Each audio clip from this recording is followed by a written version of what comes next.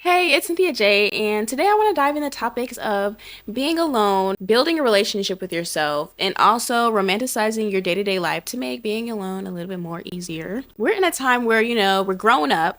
We're in our 20s, mid 20s, late 20s, maybe even early 30s. We realize that we are spending so much time alone. Our friends aren't as easily accessible as how they were when we were like growing up. A lot of them have created families or in relationships, or maybe we don't have friends, and that's okay. Or maybe we don't have family nearby. Being alone should not feel like a punishment. Being alone should feel comfortable. Being alone should feel peaceful. You might think that your life is like boring. There's nothing wrong with boring, in my opinion. Honestly, I feel like the word boring is not for adults. Like when you're a kid, you want to go play, you want to go do this, you want to go do that. Like if I'm just sitting at the house, ooh, I'm bored, but we're grown and we have free will.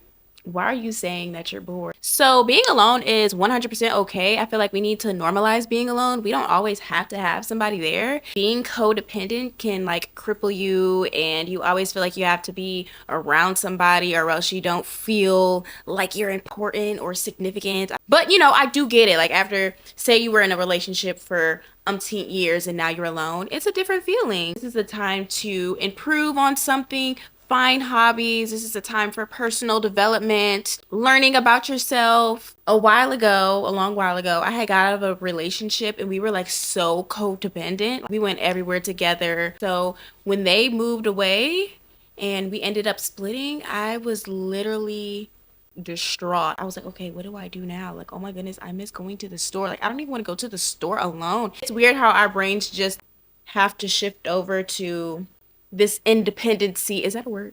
I don't know. It felt right. Going back to the story that I was saying, that was the time where I found out what my love language was. I used to go to HEB and I passed by the flower section because it was right in the front. And I'm like, oh my goodness, those flowers are so pretty. I wish somebody would get me some flowers. And then I was like, wait a minute.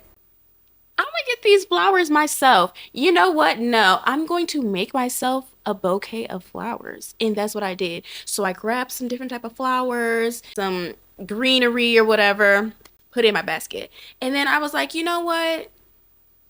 I don't have the energy to cook today. I'm getting off work, had a long day at work. I'm gonna buy myself a TV dinner, one of these made dinners that I can just pop in the oven for 20 minutes. Sometimes I feel bad when I get TV dinners because it's like, you're a woman, you're supposed to cook. You're supposed to cook every night and da da da da. No, I'm gonna get myself a little TV dinner, and then I'm also gonna get myself a little small chocolate dessert. And wait, let me go down this wine aisle so I can get some wine. Plus, my show comes on tonight. So later that day, I put everything together, my bouquets together, put it in a vase. I popped in my 20-minute TV dinner. I have my wine going, my TV show waiting for me to watch it. I'm eating my lobster tail, my broccoli, my Alfredo that I had. By the time that I get in bed, I'm all like nice showered up. I'm like, wow, I had a good day by myself. I'm looking over at my flowers, like, wow, like I did that. And that's how I found out what my love language was. Okay, so I did gift giving. The gifts don't even have to be materialistic. So I did gift giving, I did acts of service. Instead of cooking, doing all that extra shit in the kitchen that I did not want to do, I bought myself a TV dinner. I just spent quality time with myself. Those are my top 3 love languages. It was a good day. Not saying that you should do that every day, but you can always find a way to romanticize your life. It doesn't matter if the weather is shitty that day. Right now, I think it's about to rain. So today I'll probably cook myself a nice dinner, lift up my window so I can hear the little trickles of the rain, pop on a TV show. Oh my God. Drink some coffee or some hot cocoa or something. Day is made. I feel great. I don't know if you can be too happy in your solitude, but man, I love my me time. If you just dread being alone in your own home, one of two things. You should either be making your home a happy and comfortable place, put up some decorations, or even clean up, light a candle, listen to some jazz music, light an incense. If you're just really like alone and it makes you depressed, maybe there are some deeper issues that you might want to seek help for. I'm not trying to make this deep or anything, but it's true because there was a time. There was a time. Like I was saying, if you're at home, you're not comfortable, make your home a happy place, a peaceful place. Like, you should not want to leave your home sometimes because it's so comfortable. It doesn't matter if you have to invest in fluffy blankets, silk sheets, a nice pillow. Like, y'all, a good pillow, like, literally changed my life. Just having, like, the regular, like, little $5 pillows, no shade, that you get with the cotton inside. Just lay to rest your head. You wake up in the morning, you're like, ah. But I invested in a pillow, and it was like $20. Whatever. I don't know. That might be, a lot, or that might not be a lot. But I got a pillow that was like memory foam, $20.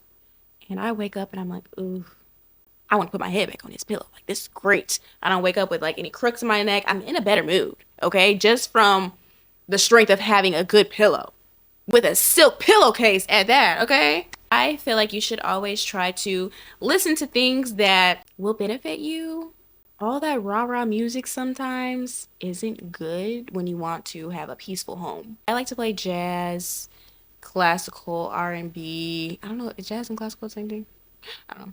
R&B music, reggae sometimes. Fun fact, reggae has the highest vibrations than any other type of music, and it will improve your mood. So if you didn't know that, go take a try and see how you feel after you listen to some reggae music. But all that rah-rah and that mindless, all the words that and shit that don't make sense you put into your brain, that shit's basura. It's not always good to have something playing in the background that's like rah-rah. Listen to a podcast or something. And also, just dead silence is good too. Have you ever wondered why you get so many great ideas when you're in the shower? You're in the quiet shower, doing your thing, making yourself feel good. You have all these good ideas that are just flowing. It's because you're at peace. You have some quiet time. You have all these great ideas, opposed to, say, if you were listening to music in the shower, you're trying to perform a concert. And I get it. It's good sometimes, but other times you kind of want your brain flowing a little bit. So building a relationship with yourself, if something doesn't make you happy, don't do it. You know yourself more than anyone else knows you, and if you don't know yourself, this is a great time to start. Do what makes you happy.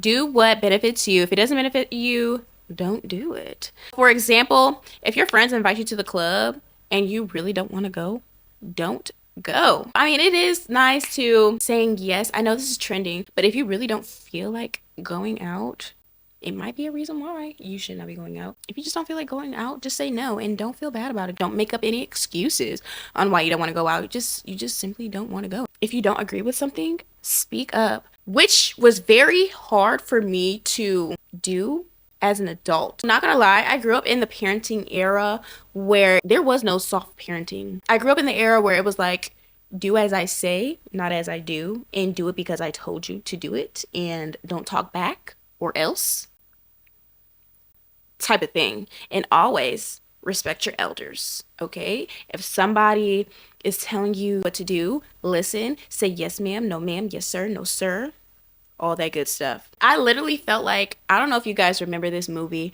but it was like a princess. It was kind of like a Cinderella. Was it a Cinderella? It was like a Cinderella movie or something. She was under a spell, and everything that her mother told her to do, she did it. Like, her mom would be like, go wash the dishes, and she'd be like, okay, washing dishes, So that's how I felt growing up. Couldn't have any questions about it. But then also, no shade, I was also told not to be a follower. But then it's like, how are you going to teach me to not be a follower, but you're telling me to listen to everything that these grown people are saying? When I was like a teenager or whatever, and I'm working, I'm starting a job, and you have all these old folks that are ignorant. They tell you what to do, and you're kind of like, okay, yes ma'am, I'll go do it just because you're older than me. I had to realize, just because they're older than you, that does not mean that they have good intentions for you.